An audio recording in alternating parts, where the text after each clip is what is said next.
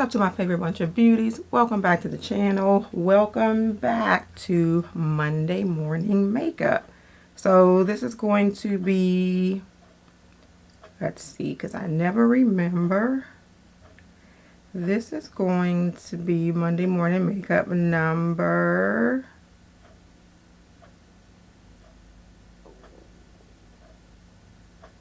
This is going to be Monday morning makeup number 49. This is also the last week of Black History Month. So today I am going to be using, let's say 99.9% Black owned makeup products, only because certain things like eye primer, which, what did I do with that other one? Yeah, this is a sticky primer, so I probably won't use this one. This one is from Alamar. I'm not going to use this because it's a sticky primer for like pigments and glitter and stuff. This is not Black owned, but it is owned by a woman of color. But I'm not going to be using that. I'm going to be using my regular MAC. So that and then my Fix Plus will not be Black owned. So everything else that I am going to put on is going to be Black owned. So I will say pretty much a full face of Black owned makeup. I also want to get into this thing with Megyn Kelly and her being bombarded by the Black National Anthem, aka Lift Every Voice and Sing, and how ignorant she is. I wish I could do a screen share. Sorry. I wish I could do a screen share, but I can't seem to find the little interview thing that she did except on YouTube, and I don't think I can share YouTube. Not sure. Megyn Kelly.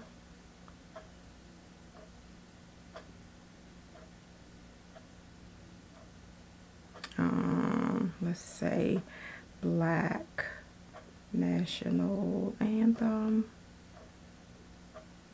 So I think what I can do is probably play,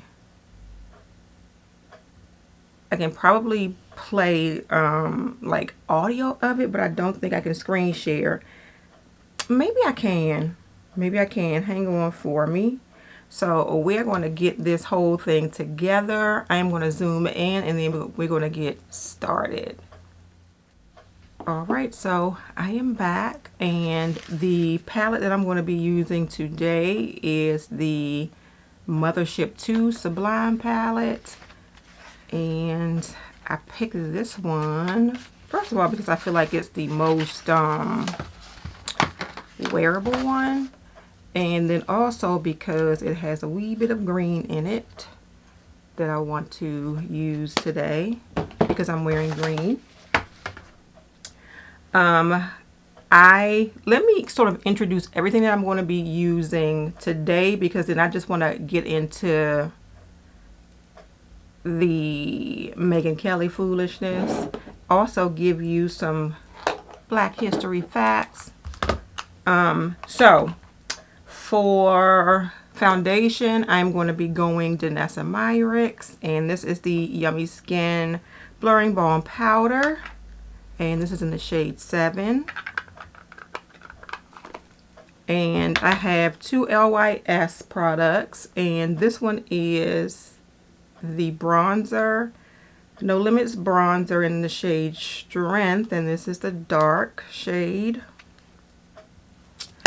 And I have a face powder from them. And this is in the shade Independent, or the tan shade. So it looks like that. I have a couple of things from Beauty Bakery. So for my, oh, actually I only have one thing. Another one is just another eyeshadow. This one is the Cotton Candy Champagne Blush Lighter Palette. and it looks like that. And for concealer, we are going back to Juvia's Place, and this is their I Am Magic concealer, and this is in shade number 11. I have another Juvia's Place lip liner in the shade Cola, and then I have an Ace Beauty lipstick or lip gloss, and I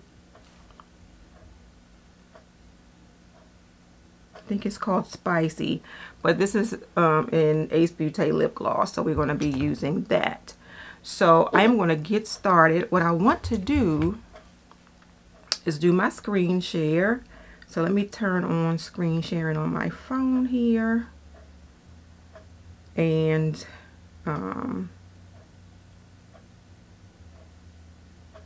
yeah, so we're going to record my screen actually, and then I'm going to go to YouTube. Here's Megan Kelly here. Let me turn this up. You may be able to hear it through the audio there. We were subjected to the so-called Black National Anthem, Lift Every Voice and Sing, before the actual national. I am sick of this. It's not necessary. It's, to me, played in this context, it's divisive. There's one national anthem for all of us, every American. There is no point, and actually, it's really a middle finger to the country and to those of us who love each other, irrespective of skin color, to try to divide us by race when we get to anthems at the Super Bowl. So that was what she had to say about the Black National Anthem. And I feel like just overall, Megan Kelly is a little bit ignorant about a lot of things. First of all, the Super Bowl was played in Black History Month. So yes, the Black National Anthem should have been played, I believe. Just out of respect for Black History Month. Just out of respect for the amount of black players in those two teams who were playing in the Super Bowl. Yeah, I know I'm a little bit late with that because the Super Bowl was like, what, 2 weeks ago? So, but I just saw that story this week, and I'm going to go ahead and do my brows while I talk. But I actually had a conversation, and this was the first year that the Super Bowl did the Black National Anthem. I had a sort of IG conversation with a person that I followed who had never heard of it, the Black National Anthem. So she thought that it was something that was made up just for the Super Bowl. So I had to nicely enlighten her on the history of the Black National Anthem and how in school we especially in elementary school, we always sang the Black National Anthem. Granted, now a lot of us don't know anything past that first verse, but yeah, we had to sing the Black National Anthem. This is not something new. This is something that I feel like the NFL was doing out of respect, at least I hope. I don't know much about the politics of the NFL. But I think that it was something that was done out of respect. And I was very offended with what she said. And then, of course, she backtracked. After she got slammed by a whole lot of people, she backtracked what she said, which is what they always do. So I feel like they want to go ahead and get out what they want to say, because it's going to be on record that this is really how I feel, but you backtrack because of your career, and this is what you have to do. You really don't mean it when you backtrack, but you just do it because this is something that you have to do. So yeah, that is that on that. I thought that was very ignorant of her, and she is not one that's kind of new to controversy when it comes to African American people. So she should know better. She should really know that was not something that should have been said, but she decided that she wanted to go ahead and get it out there anyway. So that is all that I am going to say about that whole Megyn Kelly thing. I wanted to jump into some of them are known, but some of them are lesser known Black history facts. The ones that are more known, I feel deserve to be restated because it's Black History Month. Now, some of the things that I am going to share with you today are not actually American Black history, but they are Black history nonetheless. I think some of them have to do with Haiti, maybe. I think, because I got these from like the internet and I kind of read over them, but I don't remember everything that I read. But I'm going to share those with you anyway. And I am going to try not to pause and like talk about my makeup. I'm just going to put on my makeup and talk about what I have in front of me here. So the first one that I found was about and please forgive me if I mispronounce anything. It is because some of these things I have not heard of, which is like the first one. And the first one is the Combahee River Raid. And it says, led by Harriet Tubman during the Civil War, this military operation freed more than 700 slaves in South Carolina, making it one of the first large-scale liberations of enslaved people in U.S. history. Now, a lot of these things, granted, are not something that we learned in school. I don't ever remember hearing about the Combahee River Raid. And that is actually, this one is actually something that is new to me and something that was good to hear. The next one, as I grab my palette, the next one was the African Samurai. This is one that is not African American history, but African history. And give me just a sec. This one is a man called Yasuki. He was an African man, and it says he arrived in Japan in the 16th century as a servant and became a samurai under the rule of Oda Nobunaga, which I think is a Japanese name. Yeah, one of Japan's most powerful warlords. He is believed to be the first foreign-born samurai. So interesting things to find out. There is, I think I'm putting something shimmery in my crease, but it's not coming across super shimmery, so I'm okay with it. Yeah, something interesting to know anyway, even though it's not located in America. The next one is the true story of Hidden Figures. Now, we know the story of Hidden Figures. We all went out to the movies to see Hidden Figures. And this one says, while the movie Hidden Figures brought attention to the African-American mathematicians who worked at NASA, there were many more women of color who contributed to space exploration, including Dorothy Vaughan, Mary Jackson, Katherine Johnson, who I've heard of, and then it says countless others. So Hidden Figures gave us a glimpse of how brilliant we are, but there is still more to be learned. Okay. Yeah, that is not too bad. It is a little shimmery, but not too bad. I want to sort of turn my camera a little bit more this way. And then the next one we have heard of, at least I have heard of this one already. And this one is the Black Panther Party's free breakfast program. I think I saw something about this in a movie about the Black Panthers, but it says alongside their political activism, the Black Panther Party implemented community programs such as including a free breakfast program for children in low-income communities. Tap this off. It says this initiative serves as a model for similar programs across the country. So I wonder if it had anything to do with something that was not African American involved. Is that what they mean? Like other like governmental bodies maybe? I would like to hope so. I do know of their free breakfast program though,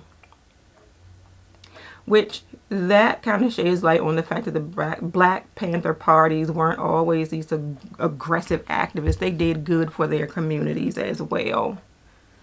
And then the next one we have all been hearing a lot about in recent years, and that is the Tulsa Race Massacre. This is one we know, but this is one I feel bears repeating.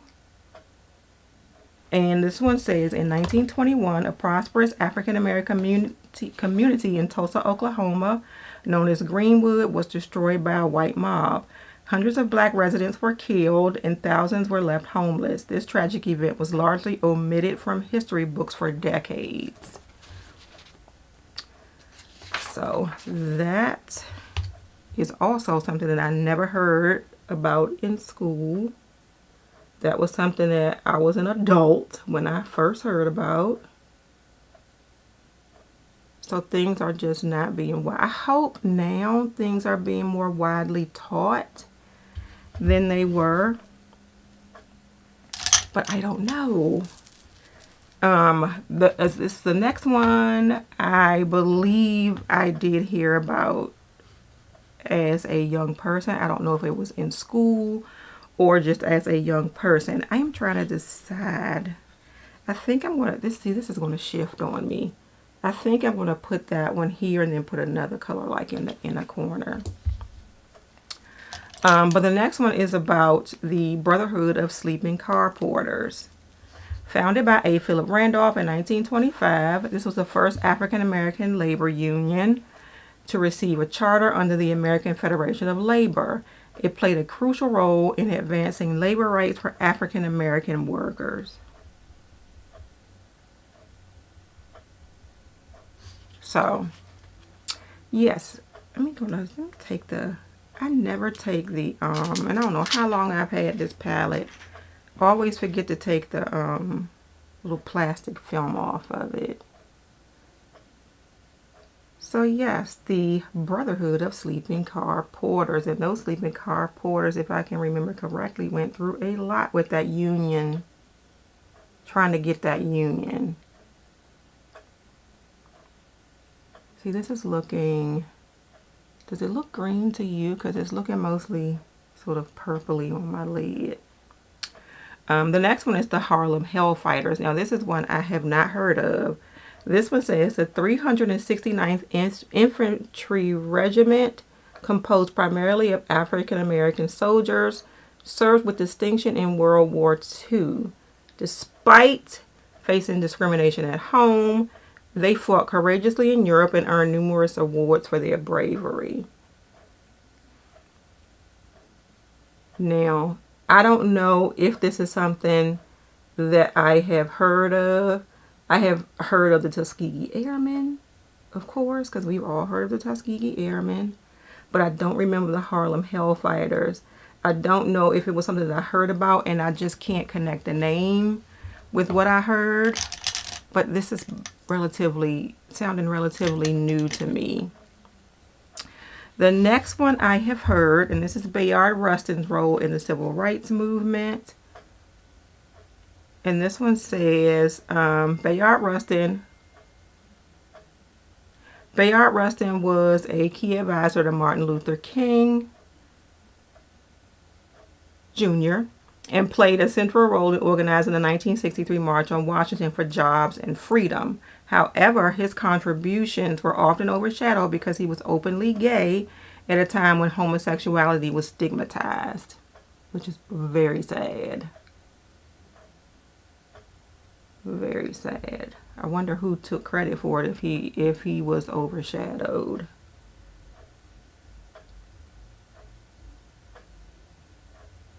All right, and the next one is the Great Migration.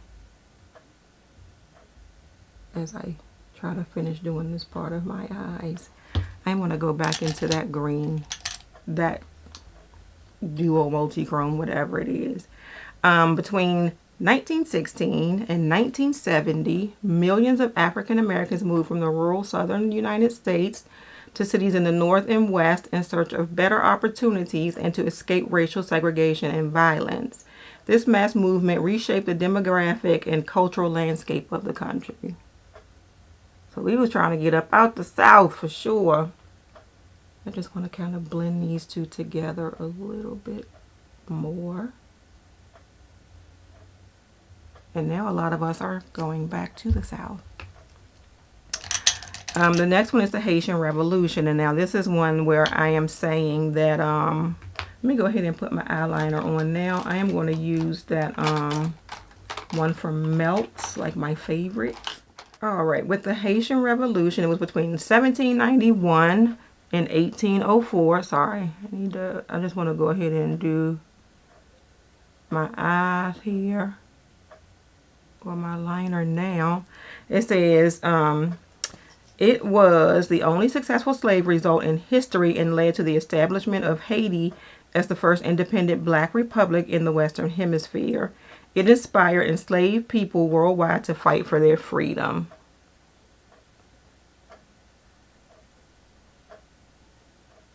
Okay, so that is done. Go ahead and get that part out of the way first. I am going to go ahead and put my foundation on and then come back to the eyes. And where's my foundation? Okay. The next one is the Black Cowboys, which we have been hearing about the Black Cowboys. And it says 1 in 4 cowboys in the American West during the late 19th century was black, yet their contribution to cowboy culture and the cattle industry have been overlooked. Figures like Nat Love and Bill Pickett, who I've heard of, were legendary cowboys and rodeo performers. I don't know if this is enough. I'm not going to close that quite yet. Let me just kind of put this on. I think it is. This is enough. This is enough. And I'm going to spray my brush.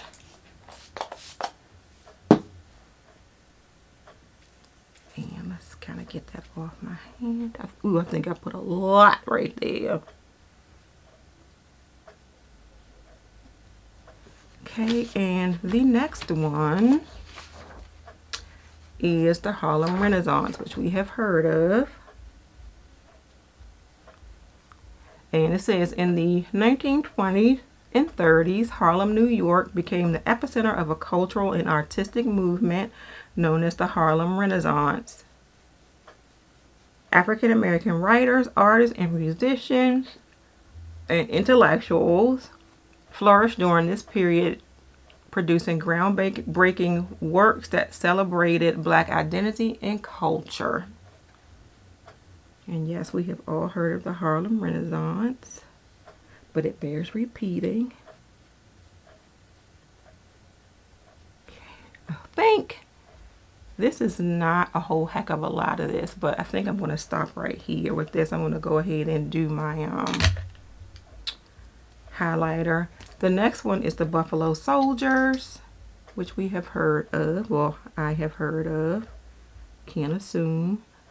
And this one says African American soldiers who served in segregated units in the U.S. Army following the Civil War were known as the Buffalo Soldiers. I'm going to use this fluffy brush here. Am I?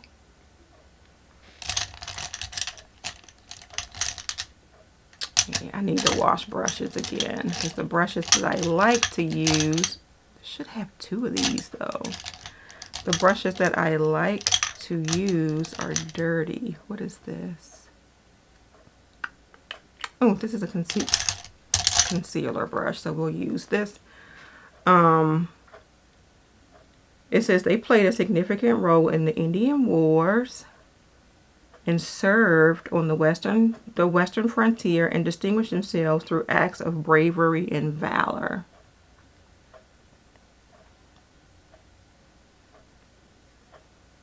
Okay, get into that dark area right there.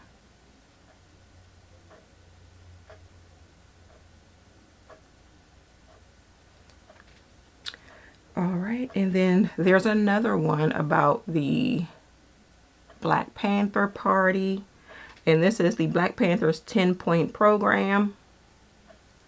And this one says the beyond their activism, the Black Panther Party developed a 10-point program outlining their goals, which included demands for full employment, decent housing, and an end to police brutality. This program articulated the party's commitment to social and economic justice. So they were about equal rights and services for their people. They were giving back to their community as well. I feel like I'm getting a little dark, but I'm not going to change this. And then the last one that I'm going to talk about is Madam C.J. Walker. As I set my face, and this is my powder here, we are going to take us a nice this is a bronzer brush. I swear this is being used as this is a huge bronzer brush. It's going to be used as a powder brush today.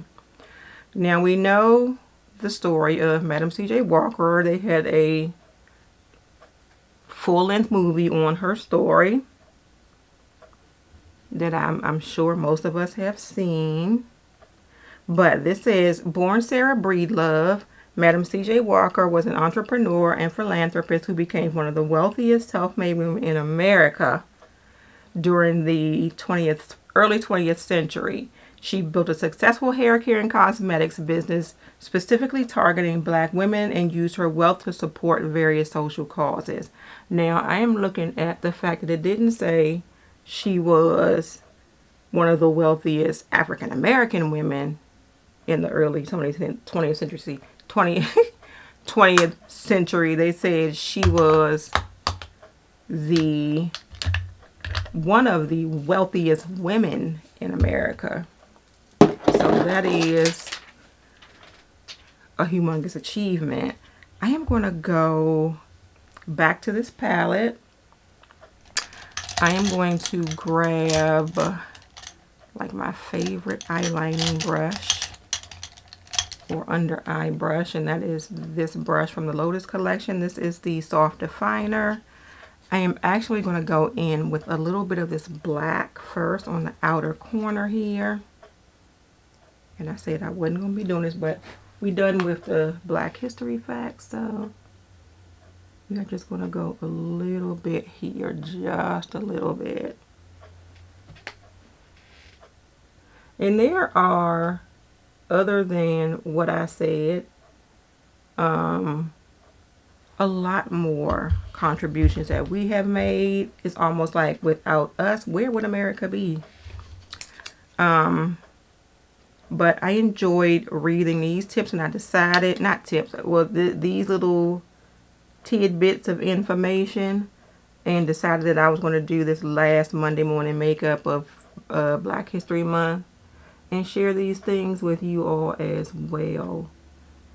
Okay, and then I'm going to take this same brush and I'm going to go into this shade here, and just under my eye with this brush I'm going to put some of that shade right there.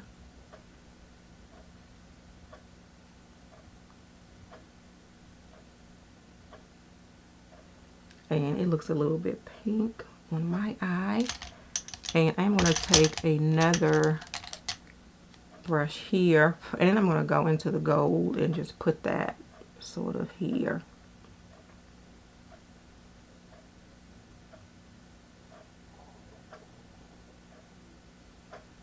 And that'll be just to sort of brighten up this inner corner here. All right, and I'm going to do my mascara off camera, and look at me putting my eyeliner in the brush cup. See, this is why I lose stuff. I'll be right back. All right, so I am back. I am going to quickly go back, which I forgot to do before I went back to my eyes. I'm going to put my bronzer on.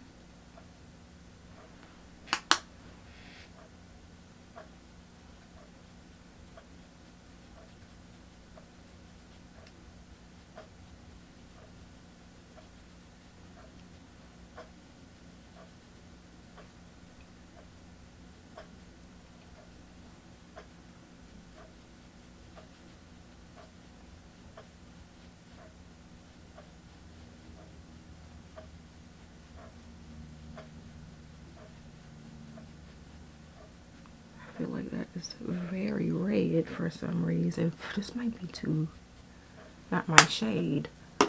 And then we'll go ahead and put the blush on, and I'm gonna pop, I think, let's do Stop and Smell the Roses. I want to do 24-hour champagne diet. This is like the brightest one here, and they gave us a palette with no, yeah, with these you do not need a highlighter, because you see that? That's why they call them blush lighters.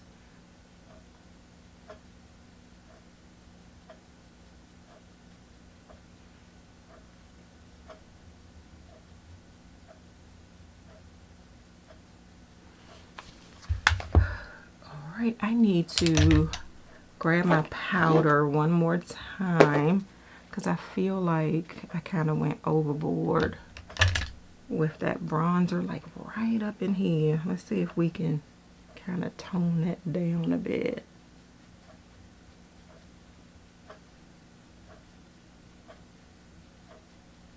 Maybe not, I might be stuck with it, but. And then we are going to wrap this video up. I'm going to do my lips, and then we shall be done.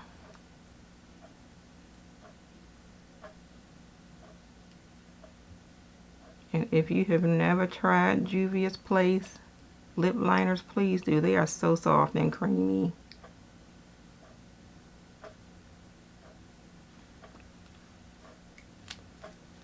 Okay, and then we're going to put Spicy on our lips. This thing I think is too long of a wand. It's a little irritating how long this wand is though.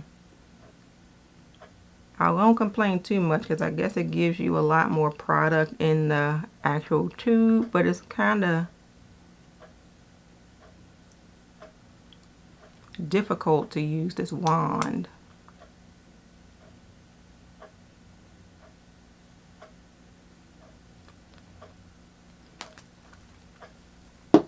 Alright, so that is it. That is my face for today. I'm going to zoom out and we will wrap this video up. Alright, so I am back and I'm going to just spray my face real quick.